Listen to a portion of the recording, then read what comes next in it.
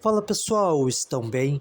Pela Copa do Brasil, o Barra enfrenta o Corinthians nesta terça-feira, dia 21/4, às 21h30, na Ressacada, Florianópolis, Santa Catarina.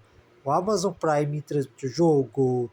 O árbitro será Rafael Rodrigo Klein e o VAR Pedro Renato. A possível escalação do Barra pode ser esta: Everton, Fábio, Jean, Alemão, da Rocha, TT, Henrique Barbosa, Gabriel, Cléo e Lucas. A possível escalação do Timão pode ser esta: Hugo, Mateuzinho, Pedro, Gabriel, Gustavo, Bidu, Raniele, André, Breno, Garro, Kaique e Roberto. Se gosta de jogos da Copa do Brasil, inscreva-se, comente aí embaixo. Obrigado pela audiência, deixe seu like, falou!